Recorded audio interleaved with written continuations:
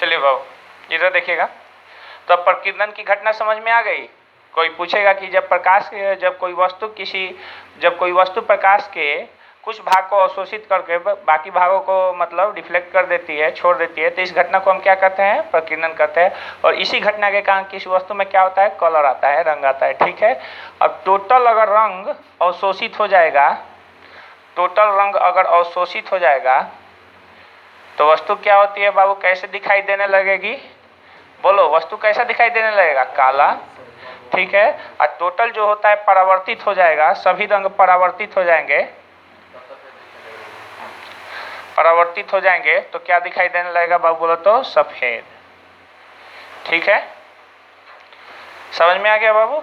अब चलिए, अब आते हैं इधर, ध्यान दीजिएगा बाबू, गौर कीजिएगा। अब हम परावर्तन की घटना पढ़ाएंगे आप लोगों को दर्पण में। किस में पढ़ाएंगे? दर्पण में। तो दर्पण देखिए कितने प्रकार का होता है। दर्पण यानी मिरर। मिरर दो प्रकार का होता है, नहीं समझ रहे हो? एक होता है प्लेन मिरर, एक होता है प्लेन मिरर जिसको हम कहते हैं समतल दर्पण, और एक होता है स्फेरिकल मिरर जिसको हम कहते हैं गोलीय दर्पण। ठीक है। स्फेरिकल मिरर दो प्रकार का होता है। पहला होता है कॉनकेव, जिसको हम कहते हैं अवतल दर्पण, और दूसरा होता है कॉन्वेक्स, जिसको हम कहते हैं उत्तल दर्पण। ठीक है बाबू।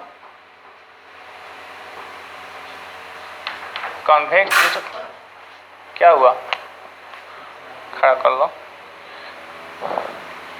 एकदम डरा दिए जी हमको। चलिए ठीक है। मिरर देखिए, मिरर कितने प्रकार का होता है? दो प्रकार का। दर्पण दो प्रकार का। पहला प्लेन मिरर समतल दर्पण कहते हैं, और दूसरा होता है स्फेरिकल मिरर जिसको गोलीय दर्पण कहते हैं। अब हम आपको सारी बातें डीपली बताएंगे प्लेन मिरर पे। किस पे बाबू? Plane mirror.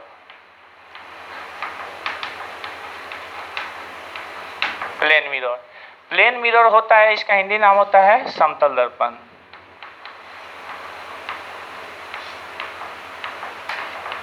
देखिए समतल दर्पण बनता कैसे है। तो सबसे पहले समतल दर्पण में शीशा लिया जाता है। शीशे के पीछे वाले भाग को सिल्वर पेंट से पेंट कर दिया जाता है, और उसके पीछे जो होता है, जो सफ़ेद रंग का जो नहीं होता है, जिसको क्या कहते हैं हम लोग, वो पेंट लगाते हैं पूजा उजा में, लाल रंग का गेरुआ रंग से उसको पेंट करके तब पीछे से गत्ता चिपका दिया जाता है। ठीक है ना। यानी पहले शीशा, उसके बाद सिल्वर कलर, और तब गेरुआ रंग, और तब उसके बाद गत्ता। ये चिपकाने के बाद हम लोग का पूर्ण रूप से बनता है समतल दर्पण। क्या बनता है? समतल दर्पण। समतल दर्पण की खासियत क्या होती है? तो सबसे पहले ये आप लोग देख लो, ये है समतल दर्पण। फिजिक्स में समतल दर्पण को ऐसे इंडिकेट किया जाता है। ये होता है इसका परावर्तक सतह। क्या होता है? जो लाइट को रिफ्लेक्ट करेगा। और ये जो होता है इसका कलई किया हुआ भाग। ठीक है। जो पीछे से सिल्वर पेंट, गेरुआ रंग और गत्ता चिपकाया रहता है। ठीक है। जब लाइट की किरणें इसके ऊपर इंसिडेंट होती है, आपतित होती है, तो ये इसको क्या कर देता है? रिफ्लेक्ट कर देता है। क्या कर देता है? रिफ्लेक्ट कर देता है। इसको कहते हैं आपतित किरण, और इसको कहते हैं परावर्तित किरण। ठीक है। तब इसमें एक इमेजनरी लाइन डाला जाता है। इमेजनरी लाइन यानी कल्पना की हुई लाइन, जो हम लोग के माइंड से कल्पना की गई लाइन होती है। वो लाइन जो होती है उसको हम कहते हैं अभिलंब। क्या कहते हैं?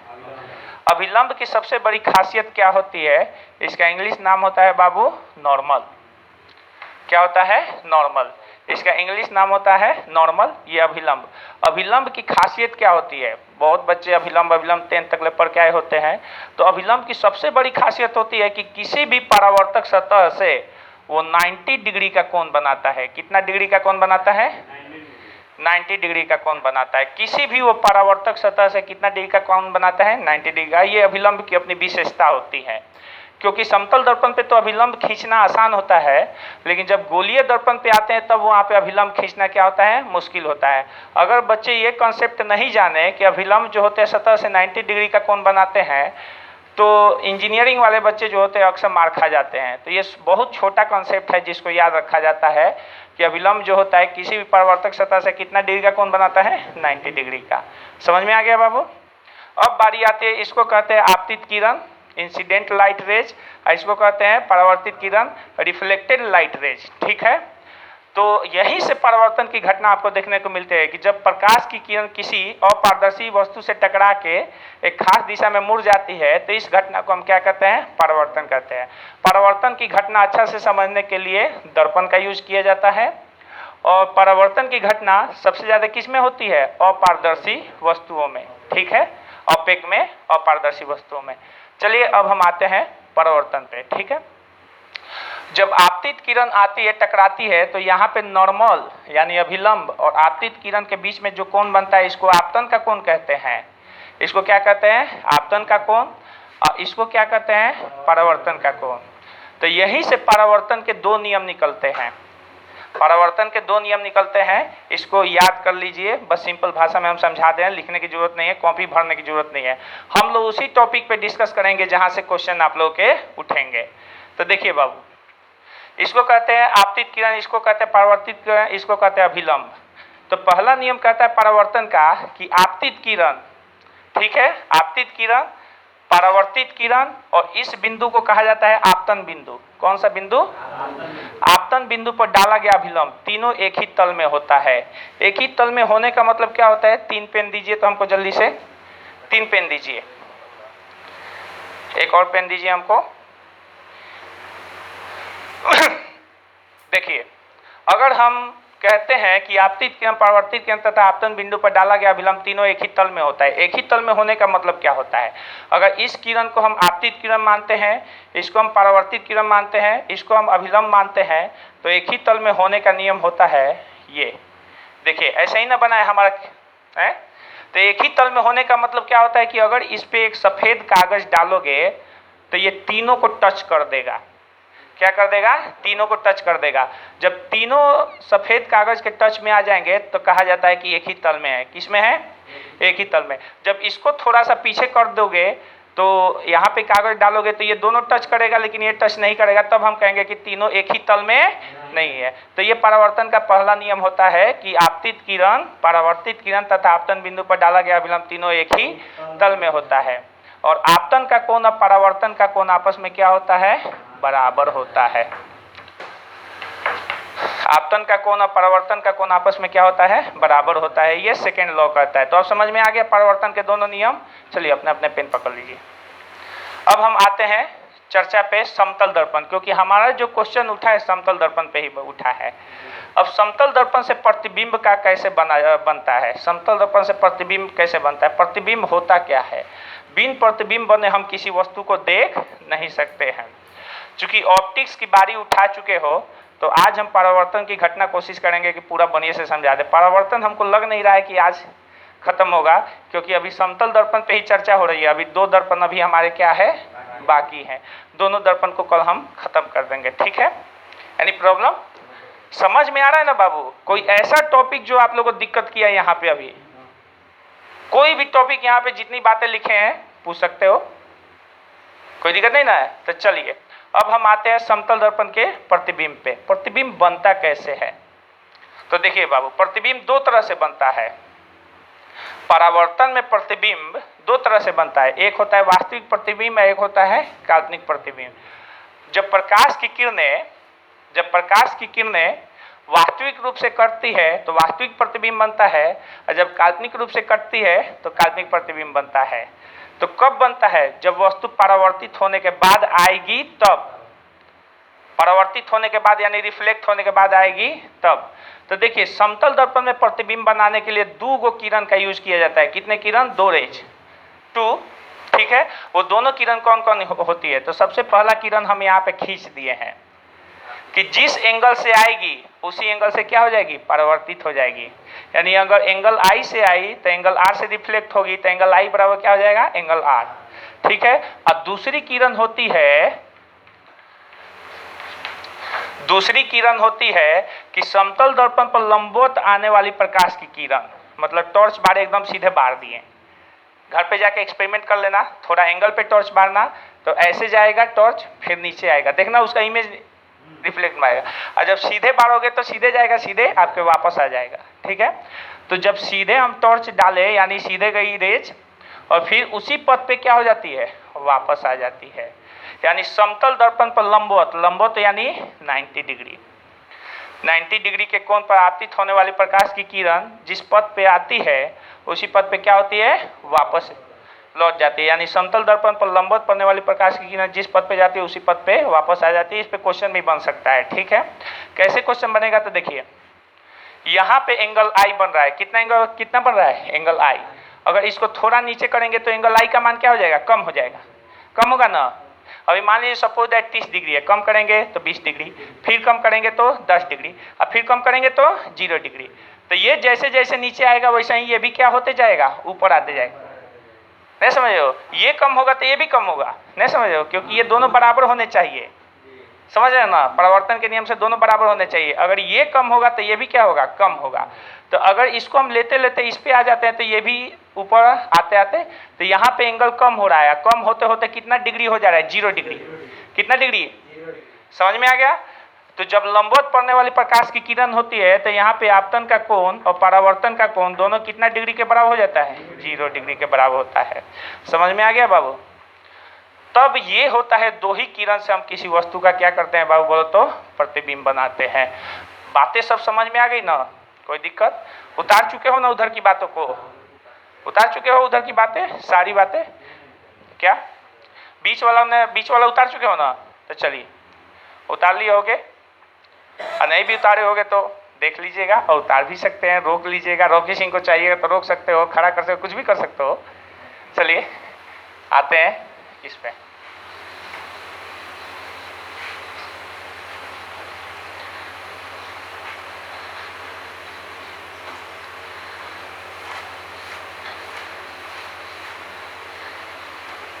ठीक है बाबू, अब हम बता रहे हैं, ध्यान दीजिएगा बाबू, यहाँ पे गौर कीजिएगा, यहाँ पे देखिएगा, ये है समतल दर्पण। अब इस समतल दर्पण में हम किसी वस्तु का प्रतिबिंब बनाते हैं, ठीक है। ये है समतल दर्पण, इस समतल दर्पण में हम किसी वस्तु का प्रतिबिंब बनाते हैं। ये समतल दर्पण रखा हुआ है, इसके सामने हम मंतोष बाबू को खड़ा कर दिए। किसको खड़ा कर दिए, मंतोष बाबू को खड़ा कर दिए, ठीक है। अब मंतोष बाबू का हमको इमेज बनाना है इस समतल दर्पण में, तो कैसे इमेज बनेगा, तो किसी भी वस्तु का प्रतिबिंब बनाने के लिए हम उसकी दो किरणों, उससे चलने वाली दो किरणों को खींचते हैं। समतल दर्पण में दुइये वो किरण खींचाती है, लेकिन गोलीय दर्पण में बहुत सारी किरणें हो जाती है, 4, लगभग 4 हो जाती है। उन 4 किरणों में से किसी 2 किरणों को लेकर हम किसी वस्तु का प्रतिबिंब बनाते हैं। तो समतल दर्पण में 2 ही किरण है और 2 ही किरण का यूज किया जाता है प्रतिबिंब बनाने में। अब यहीं पे आपको समझा देंगे कि वास्तविक क्या है और काल्पनिक क्या है। चलिए, तो इनके माथे का प्रतिबिंब पहले बनाते हैं। माथे का प्रतिबिंब बनने से पता चल जाएगा कैसे क्या बनेगा। तो सबसे पहली किरण इनसे चलेगी तो ये दर्पण पर लंबवत पड़ेगी, ये दर्पण पे आपतित हुई, ठीक है बाबू, और जिस पथ पे आएगी उसी पथ पे क्या हो जाएगी, वापस लौट जाएगी, उसी पथ पे वापस लौट जाएगी। यानी कि एंगल आई बराबर एंगल आर बराबर 0। और उसके बाद दूसरी किरण ये खींचते हैं। जब ये किरणें यहाँ पे आई तो ये टकरा के किस रास्ते पे चली जाएगी, इस रास्ते पे। देख रहे हैं ना, 2 किरण हम खींच दिए। हम कहें कि वस्तु का प्रतिबिंब तभी बनता है जब उससे चलने वाली प्रकाश की किरणें टकरा के जब वापस लौटे तो कहीं नहीं कहीं कटनी चाहिए। तो बाबू यहाँ से चली किरण टकरा के किधर चली गई, ऐसे चली गई। यहाँ से चलने वाली किरण टकरा के किधर चली गई, इधर चली गई। ये दोनों किरणें टकराने के बाद कहीं पे कट रही है, नहीं कट रही है, तो ये वास्तविक रूप में नहीं कट रही है। यानी हम कह सकते हैं कि समतल दर्पण में वास्तविक प्रतिबिंब नहीं बनता है। समझ में आ गया। अब बारी आती है कि भाई जब वास्तविक प्रतिबिंब नहीं बनेगा तो गारंटी है कि काल्पनिक बनेगा। तो काल्पनिक बनाने के लिए जबरदस्ती हम लोग कटाते हैं। कैसे, तो वस्तु इधर आई, किरण इधर आई है, टकरा के वापस लौट गई, तो जिस दिशा में लौटती है उसके विपरीत दिशा में हम किरण को खींचते हैं। लौटी किधर है, इधर, विपरीत दिशा में खींचेंगे ऐसे। नहीं समझ रहे हो, कोई दिक्कत नहीं ना। यहाँ से चलने वाली किरण टकरा कर लौटी है इधर, विपरीत दिशा में किधर खींचेंगे, लौटने वाली किरण का विपरीत दिशा में किरण किधर जाएगा, ऊपर की तरफ जाएगा ना। तो जब ये किरणें वापस ऊपर की तरफ गई ऐसे, नहीं समझ रहे हो, तो इसको हम जबरदस्ती बढ़ाएं, ठीक है। तो मतलब लौटने वाली किरण के विपरीत दिशा में लेके जब गए तो किरणें कहाँ पे कटी, यहाँ पे कटी। यानी मंतोष बाबू का मूड़ी का, यानी मूड़ी नहीं हेड, इनके सिर का जो प्रतिबिंब बना यहाँ पे बना। तो जब यहाँ पे सिर का प्रतिबिंब बना तो सारी चीज़ों का भी तो प्रतिबिंब वैसे ही बनते चला जाएगा, यानी हमारे मंतोष बाबू कहाँ पे दिखाई देंगे, यहाँ पे दिखाई देंगे। ठीक है, यानी ये दर्पण से जितना आगे रहेंगे उतना ही ये दर्पण से क्या बनेंगे, पीछे बनेंगे। और ये सीधे खड़े हैं तो प्रतिबिंब भी क्या बना है, सीधा बना है। नहीं समझ आया? जितनी बड़ी वस्तु है उतना ही बड़ा क्या है, प्रतिबिंब है। दर्पण के जितने ये आगे है उतना ही दर्पण के क्या बना है, पीछे। तो अब यहाँ पे डिसाइड करते हैं कि वस्तु दूरी क्या होती है। तो प्रतिबिंब से जो दर्पण से जो दूरी नापते हैं उसको कहते हैं वस्तु दूरी। तो यहाँ पे अगर ओरिजिन हम मान लेंगे तो ओरिजिन के इधर का, ओरिजिन का देखिए, सुनिए बाबू, ओरिजिन के इधर जो होता है, ध्यान दीजिए इधर, ओरिजिन के इधर अगर हम जाते हैं, एक्स अक्ष और वाई अक्ष पढ़े हो ना, तो ओरिजिन के इधर वाली जो दूरी होती है पॉजिटिव होती है कि निगेटिव होती है, कैसी होती है, इधर धनात्मक होती है कि ऋणात्मक होती है, धनात्मक होती है जी, इधर ऋणात्मक होती है, और इधर का क्या होता है, धनात्मक होता है। यानी वस्तु दूरी जो आपकी बनी वो u बनी यहाँ पे, ठीक है, और प्रतिबिंब दूरी जो बनी क्या बनी बाबू बोलो तो, v बनी। ठीक है, तो ओरिजिन से हम देखते हैं कि इधर की दूरी प्लस होती है और इधर की दूरी क्या होती है, माइनस। तो कभी धनात्मक संख्या और ऋणात्मक संख्या आपस में बराबर हो सकता है, नहीं ना हो सकता है। कभी धनात्मक संख्या और ऋणात्मक संख्या आपस में बराबर नहीं हो सकता है। तो ये है ऋणात्मक संख्या यानी निगेटिव संख्या, और ये कैसी संख्या है, धनात्मक संख्या यानी पॉजिटिव संख्या। ये दोनों कभी बराबर नहीं हो सकती है। लेकिन अगर इस ऋणात्मक संख्या में अगर हम माइनस से गुना कर दें तो माइनस माइनस क्या हो जाएगा, प्लस हो जाएगा। तो जितनी दूरी ये है उतना ही दूरी ये भी हो जाएगी, या दोनों का चिन्ह भी क्या हो जाएगा, बराबर हो जाएगा। तो समतल दर्पण में सबसे पहला संबंध यही होता है कि वस्तु दूरी बराबर, प्रतिबिंब दूरी बराबर वस्तु दूरी का ऋणात्मक मान। तो ये माइनस क्यों आया समझ में आया, ये माइनस क्यों आया समझ में आया, क्योंकि ये ऑलरेडी माइनस वाली संख्या थी और ये क्या थी, प्लस वाली। तो कभी भी माइनस और प्लस आपस में बराबर नहीं हो सकता है। तो दोनों को बराबर करने के लिए माइनस में फिर माइनस से गुना कर दे तो क्या हो गया, ये भी पॉजिटिव और ये भी पॉजिटिव।